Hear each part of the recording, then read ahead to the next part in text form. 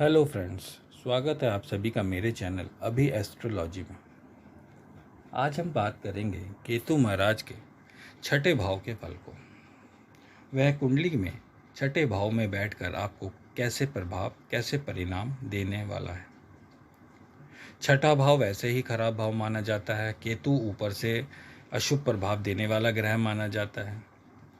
जिन लोगों की दशा आने वाली होती है उनमें पहले से ही दहशत होती है कि कैसी हमारी केतु की दशा जाएगी। जिसकी चल रही होती है उसको पता है कि मेरी दशा कैसी चल रही है, अच्छी चल रही है, खराब चल रही है। और जिसकी ख़त्म हो चुकी होती है वो अपने अच्छे समय के लिए व्याकुल रहता है कि कब मेरा अच्छा समय आए। तो क्या केतु महाराज केवल बुरे ही प्रभाव देते हैं, अच्छे प्रभाव नहीं देते? तो ऐसा नहीं है, केतु महाराज भी अच्छा फल देते हैं। अब वो बात अलग है कि हम जितने लोगों को, आस पड़ोस को, या यूट्यूब पे अभी आप मान लीजिए वीडियोस देखते हैं, या आप अपने जानकार हैं या कुछ है, आप कितने लोगों को जानते हैं? आप 1000 लोगों के व्यूज़ देखते हैं तो उसमें लगभग 900, 950 लोगों के व्यूज़ आते हैं कि केतु महाराज ने हमारी ज़िंदगी ख़राब कर रखी है।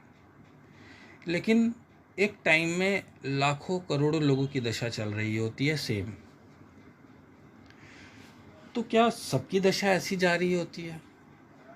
तो ऐसा बिल्कुल नहीं है। केतु महाराज के कुछ अच्छे फल भी देखने को मिलते हैं, क्योंकि केतु को आध्यात्म, वैराग्य, मोक्ष आदि का कारक ग्रह माना जाता है। इसकी अपनी कोई राशि नहीं है, फिर भी ये धनु और वृश्चिक में उच्च का तथा वृषभ मिथुन में नीच का माना जाता है। जिस भाव में बैठता है उस भाव के फल देता है, जिसके साथ युति करता है उसके फल देता है। तो ये डिपेंड करता है कि आपकी कुंडली में ये किस जगह, किस भाव में, किस कंडीशन के अंदर बैठा हुआ है। अब छठा भाव जो होता है वो कर्ज का होता है, शत्रु का होता है। चोट चपेट, निराशा, दुख, शरीर में घाव और निशान, रोग आदि को दर्शाता है। अब यदि छठे भाव में केतु शुभ परिवार प्रभाव में होकर बैठ जाए तो ये ग्रह भी आपको निरोगी रखता है। ये नहीं कि ये आपके छठे भाव में बैठ गया तो ये आपको रोगी बना देगा। अच्छे प्रभाव में है, अच्छी युति में है, आपके कारक ग्रह के घर में है, तो वो आपको निरोगी बनाता है। रोग होता भी है तो वह जल्द ठीक हो जाता है। आपको अपनी शिक्षा और ज्ञान के बल पर यश की प्राप्ति करवाता है ये केतु। जब केतु छठे भाव में बैठे हैं तो आपको अपने इष्ट देव की पूजा करने की सलाह दी जाती है। यदि आप अपने इष्ट देव की पूजा करते हैं तो केतु आपको काफ़ी अच्छे फल प्रदान करता है। केतु को प्रभाव देखने के लिए कि छठे भाव में वो आपको अच्छा फल देता है कि नहीं देता है, तो आप देखिए आपको पशुओं से लगाव है कि नहीं। यदि पशुओं से लगाव होगा, चाहे कुत्ता, बिल्ली, गाय, भैंस, कोई भी, अगर आपको उससे लगाव होगा, आपके घर में कोई पशु है, या आप बाहर पशु को कोई रोटी बिना किसी के एडवाइस किए, बिना किसी एस्ट्रोलॉजर के एडवाइस किए आप अपने मन से किसी को, पशु को खाना खिलाते हैं तो उसे लगाव कहते हैं। तो समझ लीजिए कि आपका केतु अच्छी पोजीशन में है, वो आपको अच्छा फल अपनी दशा में देगा। अब छठे भाव में शुभ प्रभाव का केतु शत्रु को पराजित करता है। कोई शत्रु आपके सामने टिक नहीं पाता। कोर्ट केस में आपको जीत हासिल करवाता है। यहाँ एक अच्छी बात है कि शुक्र से विपरीत, क्योंकि शुक्र अच्छा होता है तो फिजूल खर्ची बहुत करवाता है। फिजूल खर्ची मतलब आपको लग्जरी चीज़ों में खर्च करवाएगा, आपकी इनकम भी खूब कराएगा, खर्चे भी खूब कराएगा। यहाँ का केतु आपकी इनकम भी कराएगा और फिजूल खर्ची से आपको रोकेगा। आपका फिजूल खर्ची करने का बिल्कुल मन नहीं करेगा। जितनी इनकम होती है बल्कि आप उसका आधे से भी ज़्यादा बचाने की कोशिश करेंगे। यानी यहाँ का केतु आपको कंजूस बनाता है। आप कंजूस प्रवृत्ति के व्यक्ति होते हैं। पैसे आपके लिए बहुत अहमियत रखते हैं, आप उनको बड़ी मुश्किल से खर्च करने के लिए तैयार होते हैं। यहाँ तक कि अपने ऊपर भी खर्च करने में 20 बार सोचेंगे। यदि यहाँ केतु अशुभ अवस्था में हो तो सबसे पहले तो शत्रु आपके भर भर कर होते हैं। पड़ोस में, नाते रिश्तेदार में गुप्त शत्रु, आपके वर्क प्लेस पे, आपको यहाँ तक कि कभी कभी रोड पे जाते हुए भी आपकी किसी न किसी से लड़ाई होने की संभावना बनी रहती है, क्योंकि यहाँ केतु को बुध के कारण आपकी बोली और व्यवहार को इतना कठोर बना देता है कि आप किसी को कुछ समझाने भी जाते हैं तो वह समझता है कि आप उससे लड़ाई ही कर रहे हैं और वो आपसे ही लड़ने लगता है। इसलिए अगर रोड पे या कहीं ना पास पड़ोस में कहीं पे भी दो लोगों की लड़ाई हो तो कभी सुलझाने के लिए न जाए, नहीं तो वह आपस में लड़ाई छोड़कर आपसे ही लड़ने लग जाएंगे और आपके ऊपर ही आफत आ जाएगी। तो शुक्र छठे पर घर में आपका अच्छी कंडीशन में नहीं है, तो इस बात का आपको गांठ बांध कर ध्यान रखना है कि किसी के लफड़े में आपको नहीं पड़ना है।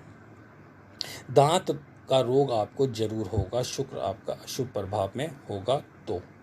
शुभ में भी होगा तो भी दांतों में थोड़ी बहुत समस्या आएगी, लेकिन अशुभ होगा तो सोचिए दांत का तो आपको रोगी बना देगा अपनी पूरी दशा में। माता और ननियाल पक्ष से भी हानि के योग यहाँ का केतु बनाता है। मामा का सुख कम मिलता है और मामा से आपकी पटती भी नहीं है। मामा से दूरी बनाए रखने की आपको सलाह दी जाती है, उनसे मतभेद हो सकता है इसलिए। तो क्या फ़ायदा किसी से लड़ाई झगड़ा मोल लेने का, आखिर है तो आपके रिश्तेदारी, इसलिए आप नहीं पटती है, उनसे दूरी बना कर रखिए।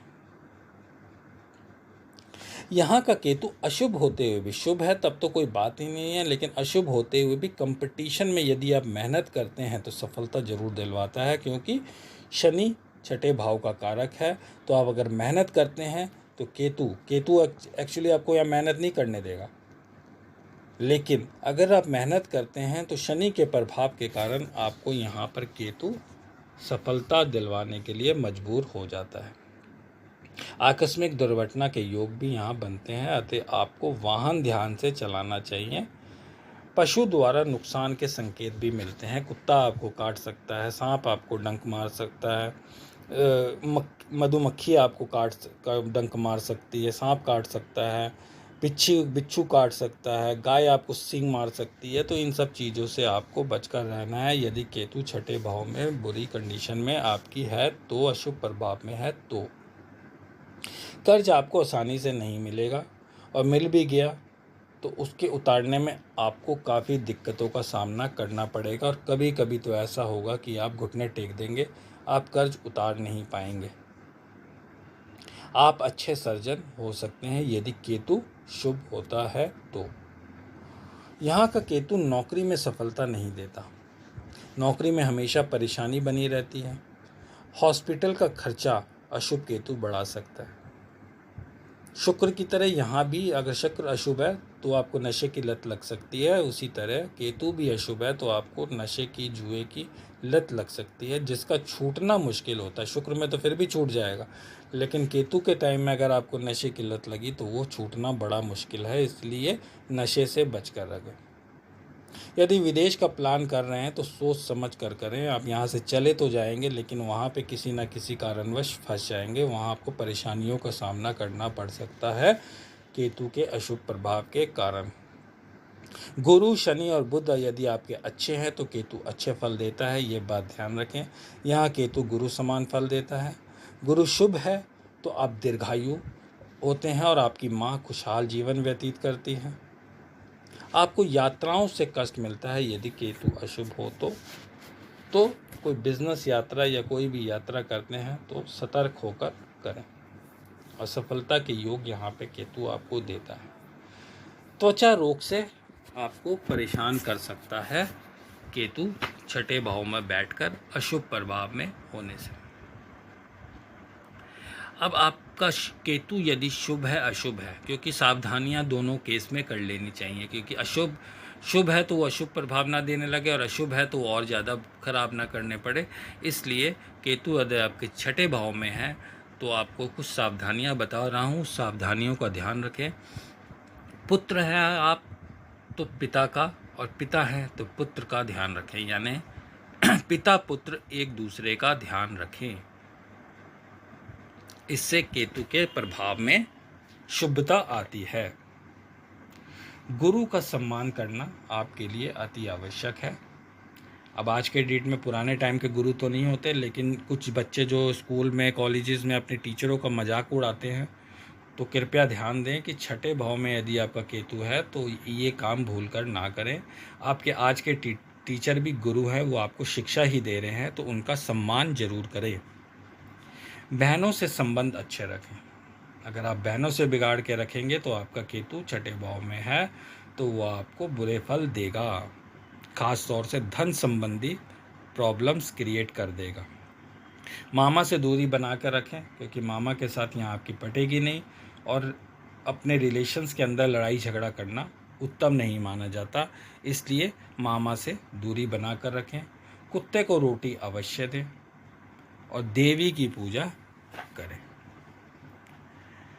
तो आज मैंने आप लोगों को केतु के छठे भाव के प्रभावों को बताया। उम्मीद करता हूँ कि आज की जानकारी आप लोगों को पसंद आई होगी। यदि पसंद आए तो चैनल को लाइक, शेयर और सब्सक्राइब करना ना भूलें। मिलते हैं अगले वीडियो में किसी इंटरेस्टिंग टॉपिक के साथ। धन्यवाद।